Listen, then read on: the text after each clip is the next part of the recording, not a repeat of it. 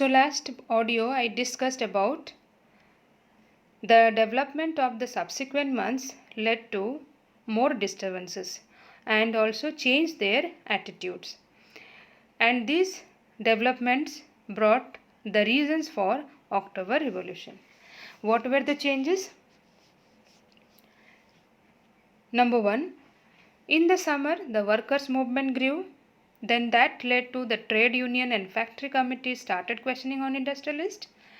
Then second, soldiers' committees were formed in the army. And later, in about 500 Soviets means all council members, means gradually everywhere Soviets increased. So 500 Soviets, they sent representatives to an All Russian Congress of Soviets. All Russian Congress was a committee. There it was.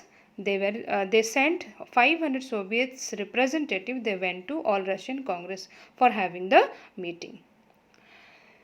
As the provisional government saw its power reduce and Bolshevik influence grow, because at that time what the provisional government felt, provisional government was not happy with this.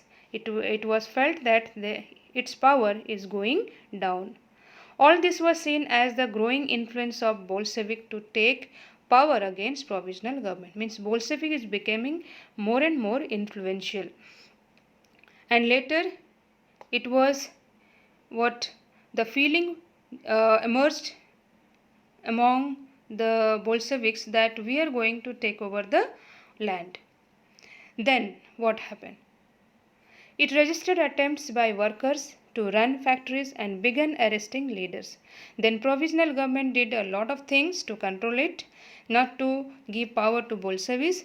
To control the growing dissatisfaction, provisional government took the following steps. What he did? It controlled the workers by arresting their leaders. I repeat, it controlled the workers. Number 1, it controlled the workers. Controlled the workers by arresting their leaders. Then number 2, demonstrations staged by the Bolshevik in July 1917 were sternly suppressed. Then the demonstrations, it was suppressed by the provisional government. Then what happened? Many Bolshevik leaders need to go into hiding or flee. That means many Bolshevik, due to this fear of provisional government, what happened? Many Bolshevik leaders had to go into hiding or flee. So they were feared by this provisional government. In the next slide we will see more. What was the situation in the countryside? Similarly, this is all about in the town area or city areas. In the countryside or village area, what happened? Number 1, peasants and socialist revolutionary leaders pressed for a redistribution of land. That was the first thing. It was one of the thesis given in April thesis, one of the condition given in April thesis, that is land to be distributed. So, meanwhile, in the countryside, peasants and their socialist revolutionary leaders pressed for a redistribution of land. And land committees were formed to handle this.